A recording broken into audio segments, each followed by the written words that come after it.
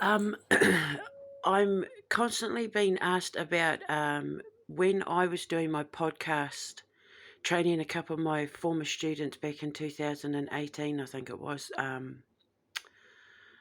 I was doing a debunking series because I was trying to train my students how to spot fake poltergeist activity and fake paranormal activity.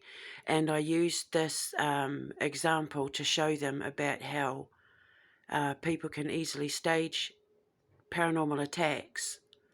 And I get asked about this one all the time because it's a really, really famous case. So I'm going to put the cover photo as my evidence. I'll put a link in the description box below, and I'll explain everything in the description box. But when I do my podcasts and that, because I would like to start my podcast up again, this is the sort of stuff that I want to talk about. I want to debunk these videos and that, because this information in the wrong hands is dangerous. Now, the people in this town and the news crews and Jamaica or the Caribbean or wherever it was that this took place, those people have lived in fear because they've been fed a lie that has now kept the town absolutely terrified. And when I do my mysteries inside histories and historical grief investigations, these are the exact sort of people that I want to go in and help dispel the myth to stop the stress and the fear from spreading that they think this stuff is going on when in actual fact it's faked. This is really, really famous footage. It's known all around the world, and not a single person has spotted the strings on that boy's leg.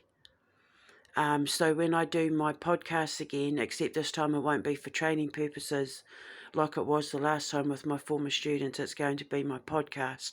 I want to do a podcast like to do with the paranormal and the occult and the supernatural, and invite my friends and my guests and things like that along to discuss this sort of thing. It's just my laptop's broken. I need extra screens. I need microphones and blah, blah, blah. So I can't do it just now, but I am ready to go. But this is exactly what I'm trying to do. This is the point of my entire career, is to educate people on the difference between the supernatural and the paranormal, because the supernatural has no interest in hurting you unless it is to dish out karma. Because that's when you get the gods involved. Hang on, I'm being brought my breakfast. Thank you, sir. I get brought breakfast every morning.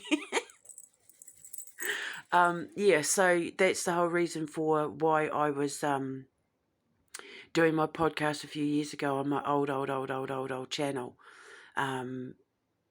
Because this is what I'm trying to do. I'm trying to spread the light and educate people on the difference between the paranormal and the supernatural, because the supernatural doesn't hurt people.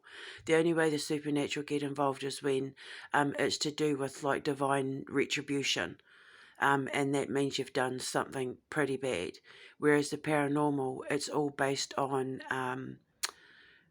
the subjugation of the masses brought about by fear and perpetuating a stereotype and a myth that the dead wander the earth and are out to hurt people.